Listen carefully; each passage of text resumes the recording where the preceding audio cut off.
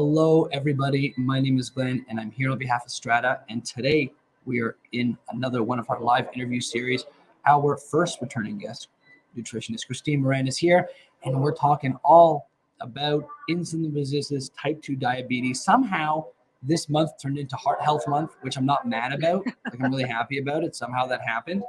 And I'm really, really happy that we have you back again here, Christine, talking to us about cardiovascular disease, specifically type 2 diabetes and insulin resistance. How are you doing today? I'm doing wonderful. Thank you. And thank you for having me back. I'm so excited to be meeting with you again and chatting about type 2 diabetes. I'm excited to have you. I love talking with you. We talk almost every week at this point about something. Yes. But before we go down the rabbit hole, would you mind telling us a little bit about yourself, how you came to become a nutritionist, a little bit about what you do, and maybe why you're passionate about this topic? Absolutely. I'm Christine Moran. I'm with Harmony House Wellness. I am a homeopath and nutritionist, and I have a very, very long love-hate relationship with food and nutrition. I grew up in a household that really didn't have a big variety of food. Then there was a bit of scarcity that happened as well, but there was really not a big variety of food. So I didn't grow up really learning about nutrition and optimal nutrition and what really works for the body. And throughout the years, I was a professional dancer. I I had every eating disorder that went along with that as I was really trying to discover where I was going. And it had a lot of effects on me with hormones and different things. So I really started to deep dive into nutrition. And I first went into dentistry. And in dentistry, I started to learn a little bit more about food and about the effects that it has on the body. And it was a big part of what I worked with my patients. And I really started to study and then learn and feel and experience how food affects the body and your ability to function. Big time. I mean, it's in food is one of those things that we can't get away from, right? There's other things out there which people can get into, and then you can just stop and do it cold turkey, and you can get away from it. But food is one of those things where you got to eat. Like, that's got to happen. Otherwise, no bueno. Absolutely. And we don't really live in a society that really makes healthy eating accessible and easy. It's really about convenience and unfortunate to say money when it comes to the foods that we're eating. So the promotions that we see, and you're not seeing too many broccoli commercials out there, but you're always going to see a fast food restaurant. So it can be very difficult to attain that healthy diet and things that we think are a healthier diet, because a label will tell you a certain thing. It can be very, very different in reality to how it is. It's not necessarily. There's a lot of organic things that are not overly balanced or necessarily the healthiest thing for our bodies. So it can make things misleading as we're trying to find those healthier diets. Well, I would say that's very similar to our industry as well, which is just seems like everybody and their grandma has a different idea about what exercise is and how it functions and helps your body or doesn't, or how people use it for a litany of other goals. We're not here to talk about exercise. We're talking about food, nutrition, specifically insulin resistance and type 2 diabetes. I know you know a lot about this subject because I was casually talking about it with you, and you said, Glenn, this is like in my wheelhouse. I'm like, great, let's deep dive into it, because I think this is something that a lot of people are struggling with. It seems like over the past 2 years, at least in the data and the statistics I've seen, that more and more people are becoming more type 2 diabetic, more insulin resistance going on. And so I guess if it's okay, so we can just kind of jump right into it, how do you define insulin resistance and type 2 diabetes? Like, what are they? And are they closely related, or are they like really separate? Like, what's the relationship? Yeah, absolutely. They're very closely related. I think in order to understand insulin resistance, we first need to understand what that blood sugar story actually is. Um, all carbs that we eat, everything that we take into our body, all carbs, they're converted into sugars, which is the glucose. This glucose is either going to be used right away. So, we say we're not talking about exercise, but movement is a big part of it as well. So it's either going to be used for, right away, or it's going to be stored for fuel for later. Um, we're doing activities, we're working, we're hustling, bustling, we're doing all kinds of things that are really going to use up this energy. So the more active we are, the more we're using up this glucose. But when we have excesses, it gets stored away. Um, the process goes like this. You eat a carb. It could be a fruit, it could be a bread, it could be a rice, it could even be a vegetable. And often when we think of carbs, we think about breads and pastas. And fruits and vegetables are carbs as well. And it's important to understand that. These get digested into these sugars, and the sugar enters your bloodstream. Then it gets converted into a usable form of energy, which is what we call glucose. As our blood glucose levels rise, we now have the sugar in the bloodstream, and insulin, which is a hormone that's secreted by the pancreas, it's going to respond to this elevated um, blood glucose level. It's then going to enter. We need that insulin to bring that glucose into the cells. It's responsible for bringing it out of the blood into the cells or into your working muscles. More specifically, is where we want it to be. Got it. Yeah, No, I got it. So if I understand this correctly, there's a lot of foods out there, and as long as it's got carbohydrates in it, that's being broken down ultimately to this little molecule called glucose. And once it yes, leaves our digestive system, it's traveling in our blood around. And if I understand correctly, having too much of that sugar in our bloodstream can be no bueno, not good. And so our exactly. body secretes this like insulin thing, which is I guess kind of like a carrier or a supporter. Like if glucose is floating around and doesn't know where to go, the insulin comes around and says, "I got you, buddy." And it helps it enter cells. It sounds like either to be used in like muscle cells for like energy work, like moving around, or it sounds like your body will like store it as body fat. Is that correct? Exactly. So your muscles and your brain, those are the two cells that really need the glucose more than anything else. The muscles, obviously, because it helps you function, and the brain, because this is what helps you think. So the insulin is kind of like a carrier and a key. It's going to hit kind of like a keyhole for the muscle cells and allow that glucose to come in. The problem is if we have too much that's happening in the blood and we have these high insulin levels, the cell can only hold so much.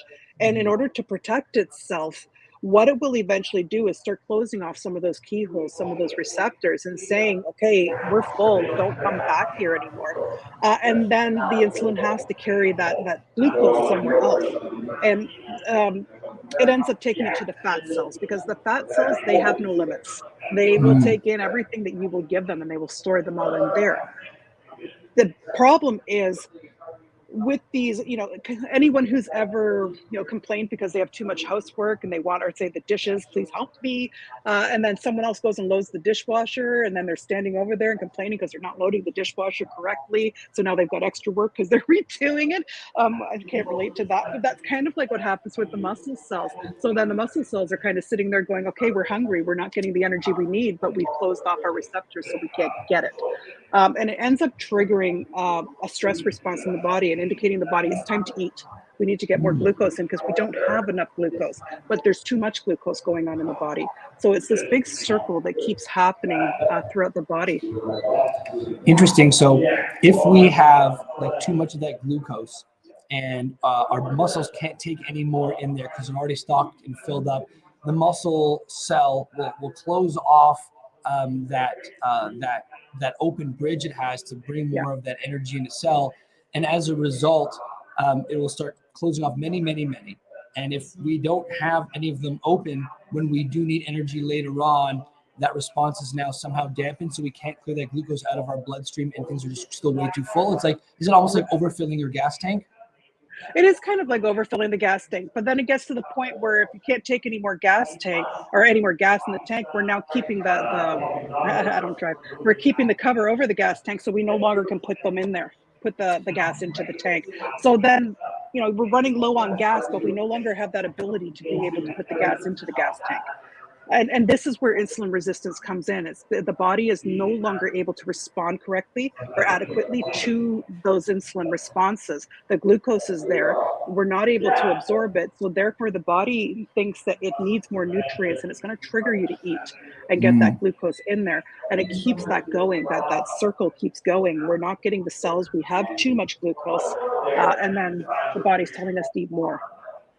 So then so it sounds like it's a case of like way too much energy. Like we don't need any more energy. Like objectively, we've got as much as we need, as many, like, I know people count calories a lot, so as many calories as we need. But because of this error in the signaling in the body, our body's saying, no, you have to eat more and eat more. So we keep eating Right. more of these delicious foods. We keep giving ourselves more of this this energy that we can't use anymore. And our body keeps shuttling that over to our, I guess, ultimately our fat cells, because the muscles just don't need it. Yes. Is that correct? Yeah. Yeah. Yeah. Yeah. That's probably the simplest. Yeah. It ends up storing it as fat for us to use later. And we have unlimited reserves of fat. So it can go there um, in various parts of the body. So, okay, so I'm clear how insulin resistance starts happening here, right? So it's just like our body can't make use of glucose. We keep eating. Our body's still secreting these hormones, but like nothing's really going in. What is the transition between like this insulin resistance thing into something like type 2 diabetes? Okay. So that's a very good question. So anything we have a certain level of that they're looking for those markers of the glucose in our blood, and we see that in our fasting blood glucose tests or our A1C tests. And what they're looking for is the body should be able to metabolize that glucose and use that glucose. We're able to see that extra glucose in the blood. So anything over a 6.0 is considered into that diabetic range. And if you have an elevated blood glucose level but have not um, quite made it into that diabetic range, you're considered pre-diabetic, which is the same as insulin resistance. And this could happen in those the medical area and the holistic kind of look at it a little differently. With the medical, they're looking closer to that end range, whereas for me, seeing something up in the fives, I would like to bring that down a little bit lower, just because we're seeing that it's starting to happen. So if I understand this correctly, it almost sounds like the insulin resistance is almost the kind of leads into being pre-diabetic, and then a high enough level of insulin resistance measured by this extra amount of like glucose and sugar in the blood is then considered like a diabetic after a certain point. So it's almost like, it sounds like a continuum, where if like you've got a healthy amount of sugar in your blood done observed by this test, you're okay. And then you get to this other marker a little higher up. It's like, okay, you're pre-diabetic now. And then once we get to this other level, it's like, okay, now we're diagnosing this as diabetes. Is that what I understand? Can it be Right. looked at like on a Yeah. continuum, or no? Am I mistaken? Yeah, absolutely. If lifestyle and diet is not changing, and when I say lifestyle, there's a lot of things that can contribute to that. But if they're not changing, then the insulin resistance will start creating like this domino effect, and other things will happen. Type 2 diabetes is just one of the things that can happen with insulin resistance. There's a lot that can happen with that. Um, but that's the starting point of getting into this. Um, Type 2 diabetes, I think the important thing to really know about this is it is reversible. It is something that you can deal with. However, there is a point of no return. There is a point where eventually the pancreas is like, I'm pumping it out, I'm pumping it out, it's going, it's going, it's going. I'm tired.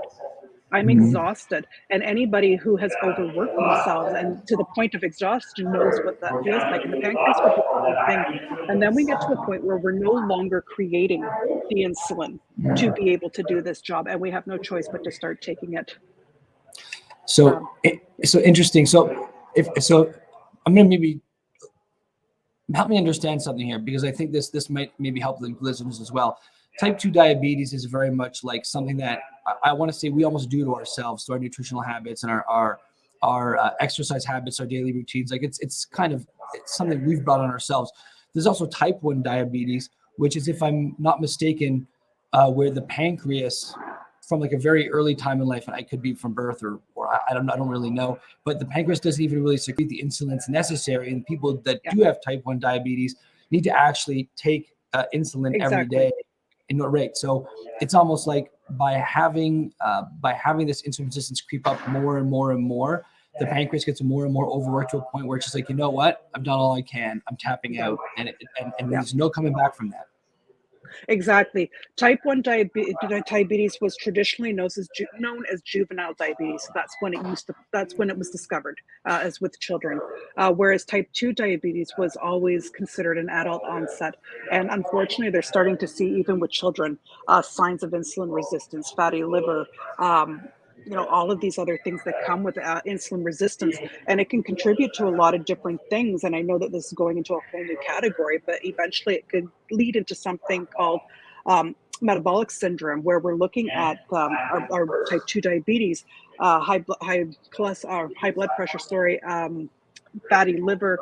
There's a lot of things, high cholesterol. The whole metabolic system is kind of like, okay, we're totally messed up now. We need to be balanced. And it can lead to definitely other issues that are happening with the body, more chronic issues. Got it. So far, it's like we got an idea of like how insulin resistance happens, and we've kind of distinguished in one way, shape, or form how insulin resistance can lead to type 2 diabetes, even though it's not like the only other marker of type 2 diabetes. Exactly. What are some of the other things that can lead to type 2 diabetes, like aside from insulin resistance? Then I'd love to talk about what are the things that we can do to maybe start reversing this, or what we should be thinking about nutritionally. Yeah, the three big things that contribute to insulin resistance always has to happen in order for the type 2 diabetes for that to kick in. But in order, three big markers that can really contribute to that is being overweight, for sure. Being immobile, so not being active enough, and the diet, having too many carbs in our diet. And there's a lot of different people really associate type 2 diabetes or insulin resistance with being overweight, but you don't have to be overweight. There are, I've seen people, especially someone who is newly becoming vegan and still trying to understand the how to make that diet. They tend to eat a lot of pastas and a lot of to try and make up for that food. As I said, when we're looking at those plant-based proteins, they're more carbs than they are protein. So we're still trying to get that balance in there, the carb to protein within the diet. So carbs are carbs, and even though some are way better than other ones are, they can all contribute. Yeah, I mean that's interesting, right? So we often think about healthy food being like fruits, vegetables. People say what whole grain wheats and pastas, lean meats and like certain oils and fats. And so it's interesting. So it's like not just about, if I'm understanding correctly, it's not just about like eating these good foods, even though everyone's obviously different, and that's a whole other conversation, maybe for another time. Love to have you back on and talk about that.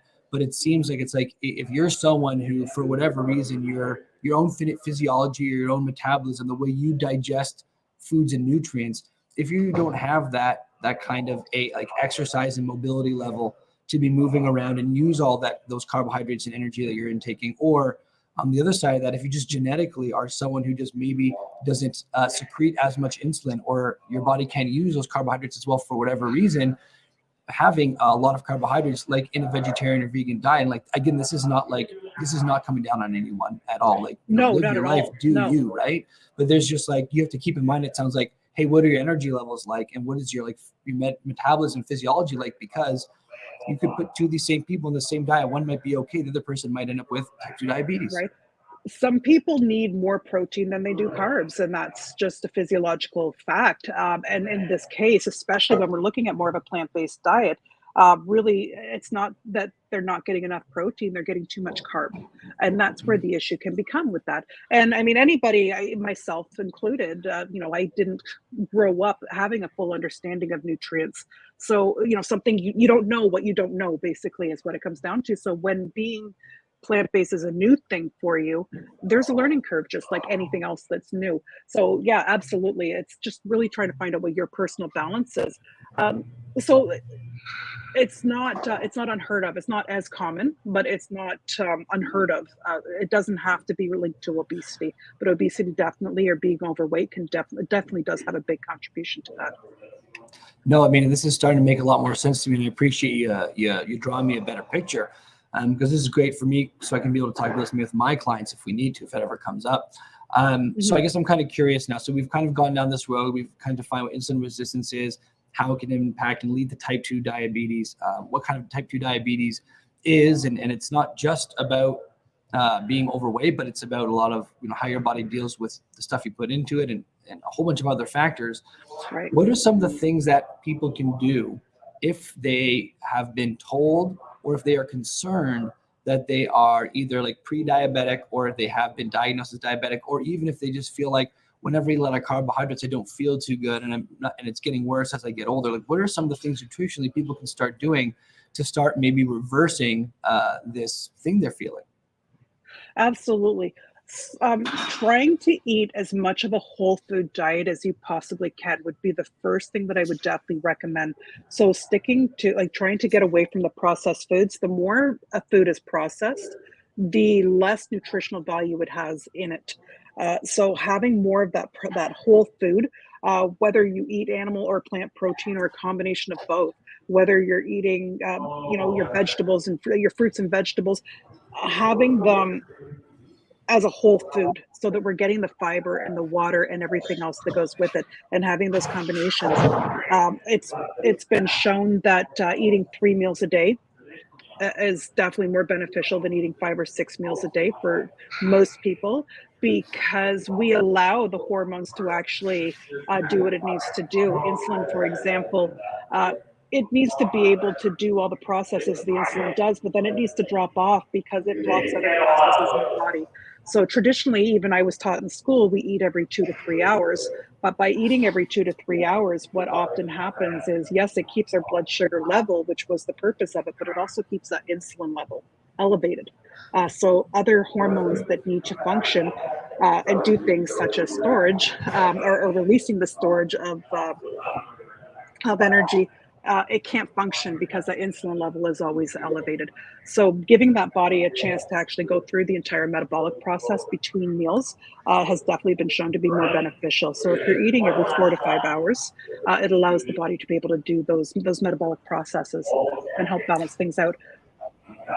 It's fascinating to me that something as small as, hey, stop eating all the time. I know you didn't say all the time. We said every few Yeah, hours, but it it's feels something like like, it. well, something like that can have a huge impact on the way that somebody feels and moves. Now, I don't think I was pre-diabetic or had insulin resistance, but what I found for me, at least personally, is when I stopped eating like 5 or 6 meals a day, and I really just had. I mean, for me right now, this is not. I'm not a nutritionist, so don't do what I do. I have like maybe like lunch like around 12 or 1, and then I have dinner around 6 or 7, and then I'm done eating for the day. I feel really, really good doing that versus when I was eating around the clock. When I was eating Mhm. breakfast in the morning, wake up, and by like an hour after breakfast, I was like dead to the world. I was like dragging my feet, and I didn't feel really good. And so, like, for me, my body did much better with food and whatnot, eating less often. So I think it's fascinating that if you actually eat less frequently, which kind of makes sense, I suppose, when you look at it like ancestors. Like ancestors who didn't have access to food all the time. It'd be like, we're No. going to eat a couple big meals when we can, and then we're going to hunt for some more food. That's interesting to me that that works so well. And like, yeah, like makes sense. Like less processed foods because they have less nutrients. Your body needs more nutrients, and if it's not getting what it needs, it's going to tell you to put on that eating signal, and then you're going to end up overeating or eating more of the stuff you don't need, and then you don't feel good. That's absolutely brilliant. Yeah, and to go back to, as you were saying, building on with our ancestors, we go back 150, 200 years ago. They were eating their specific meals, and they weren't having all the snacks in between. They just weren't available, and it just wasn't possible. But they were also a lot more active than we are now. Now everything is just like, we don't even have to roll down a window in the car. Everything is just so convenient now that we are nowhere near as active. We eat a lot more carbs than we ever did, especially some of those sugar sources, and we definitely don't get the exercise and the movement that we used to get before. Yeah, I know. I mean, it's absolutely crazy to look at, and I can't imagine the past 2 years has made any of that stuff any easier for a lot Not of at all. people. I mean, the numbers in the United States for I know the Canadian ones, but the numbers in the United States are something like 65 or 70% of the population is overweight or more, right? And so like that tells us like, okay, like this insulin resistance thing and diabetes thing could be a huge burden Yeah. on our medical system, but like forget about that, like the big picture, like for individual people listening, like, if you want to move and feel good, like this is something I hope that you're considering or thinking about. Christine, is there anything else outside of like how many meals a day and focusing whole foods people should be thinking about? Yeah, I being very individual to yourself, there are so many options and choices and things that are being presented to people. Follow this form of diet, try eating this way, do this, do that, and everybody is really, there's so much out there that you can, we're over inundated with the different ways to eat, and it really is very personal on how people assimilate or metabolize their foods, and really understanding what it is that your personal body needs, because what, like you mentioned earlier, what works for one person doesn't necessarily work for another. So there could be something that works brilliantly for one person and not so well for the others. So really getting down to a whole food diet is probably the best way to start, and it does take time to get used to it because it takes time, and that's something that we feel we don't have, but we're worth that time, and we can spend that time giving our body what it needs, or we can spend that time trying to make our body do what we need it to do. Those are the choices we really have. So where do you want to put your energy with that? And really paying attention to your body. Your body's really good at giving you the signs of what's happening with it. So, some of the symptoms of insulin resistance, if you find yourself extremely thirsty or hungry all the time, these are two really big ones that, and I don't mean bored hungry, like really, like I'm famished all the time. I never seem to be able to stop that. Um, Even after a meal, you're still hungry. This could be a really good indication. Having to urinate all the time. The feeling of being constantly thirsty and then constantly urinating is the body's way of trying to clear that excess glucose out of the body. So that's a big indication to kind of look at. Tingling on the fingers and the feet. That can be another one, that tingling sensation. Being more tired, brain fog, not being able to think straight.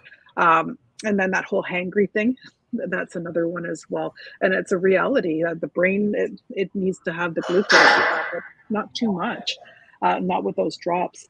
And having infections quite frequently. So these are all different things. Obviously, having blood work, seeing the numbers in the blood work, but there are signs and symptoms the body has that really shows that insulin resistance is going. And I think it's really important to understand that with lifestyle changes and diet changes, it can be reversed.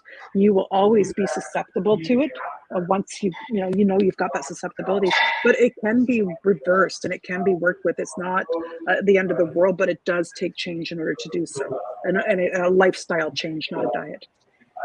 Absolutely. You take the same actions, you're gonna get the same results. You take some different actions, start getting some different results.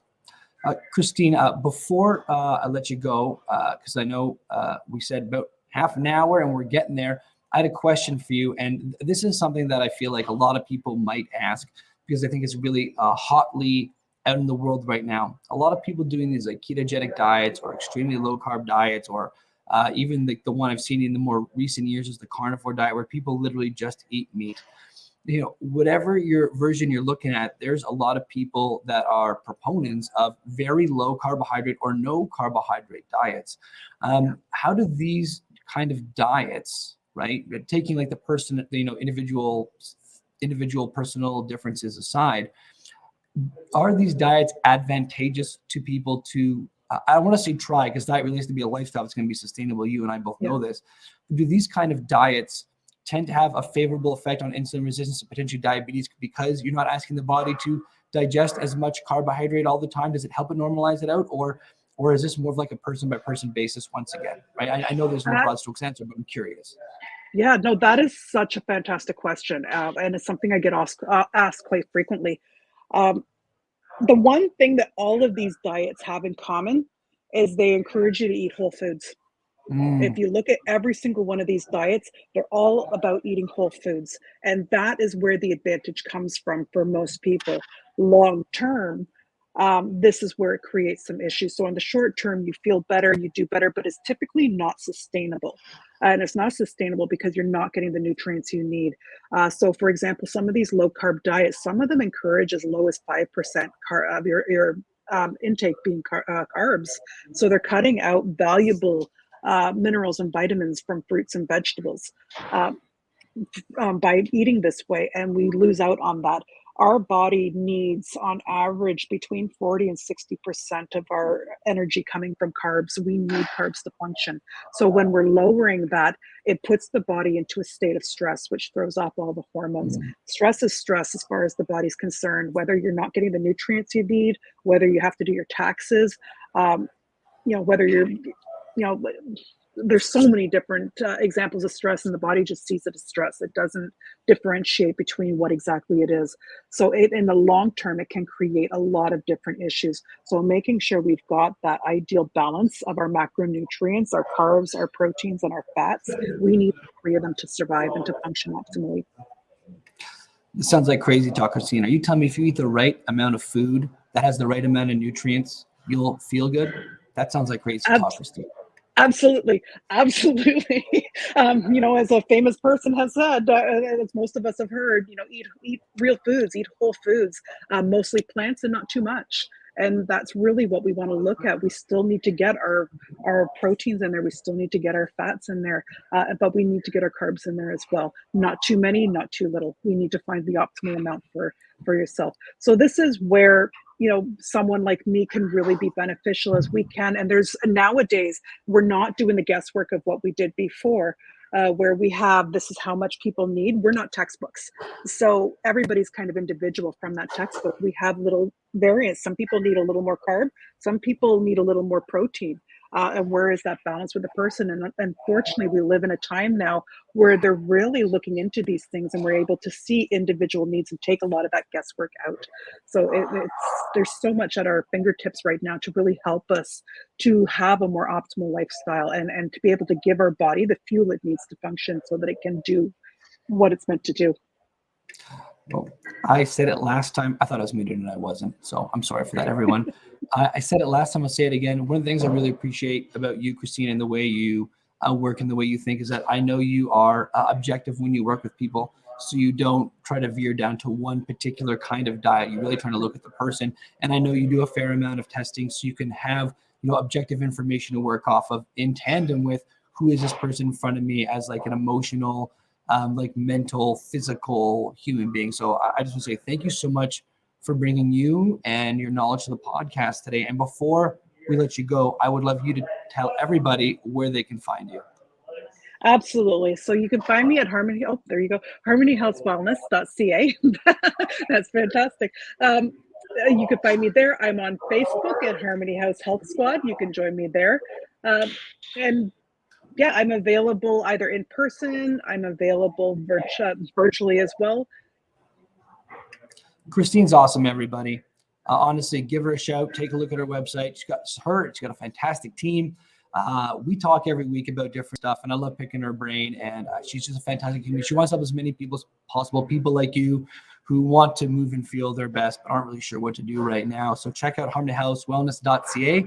And that Facebook she talked about, not a page, that's actually a group. She's got a great community of people. If you search Harmony House Health Squad on the Facebook machine and you look under the groups, every week there's new recipes, there's new ideas, there's new posts, there's conversations. If you are in the Newmarket area, Aurora, surrounding place, please check out that Facebook group. Join there. You're not going to be disappointed.